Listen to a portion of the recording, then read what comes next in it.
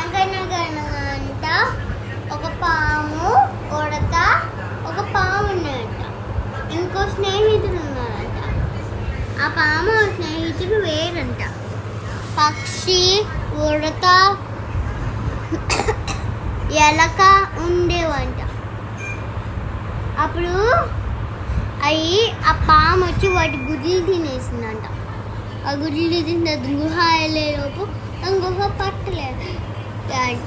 అప్పుడు వాళ్ళ గుడ్లో వాళ్ళ చెట్టు కింద ఒక పెద్ద హోల్ ఉన్నా అది పట్టినట్టే అక్కడ దాన్ని. అప్పుడు ఆ స్నేహితుడు అందరినీ మేము ఇక్కడి నుంచి వెళ్ళిపోండి, లేకపోతే మిమ్మల్ని నేను మింగేస్తా అన్నాడు. సరే నేను బాయ్ వెళ్ళిపోతా అన్నాడు.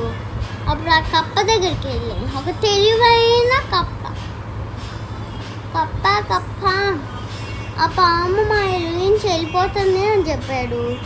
అప్పుడు ఆ కప్ప ఏం చెప్పిందంటే అది మాకు కూడా వినిపించలేదు అన్నది. అప్పుడు వాళ్ళు మళ్ళీ చెప్పారు. ఇప్పుడు వినపడు. ఏమన్నంటే ఒకరోజు ఇప్పుడు ఒక చీమల పుట్టు ఉన్నాయి మీ ముందు చూసుకోండి. ఆ చీమల పుట్టులోకి పాముని వెళ్ళమని చెప్పారు. సరే వెళ్ళదు అన్నది.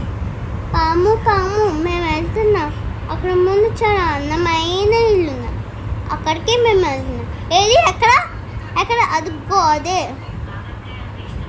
అని అన్నది. అప్పుడు మీరు అదే ఒక చీమల పుట్ట.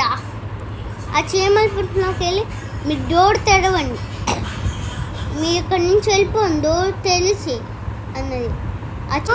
ఆ చీమల పుట్టలో మీ డోర్ తీసి ఇక్కడి నుంచి వెళ్ళిపోండి అన్నది.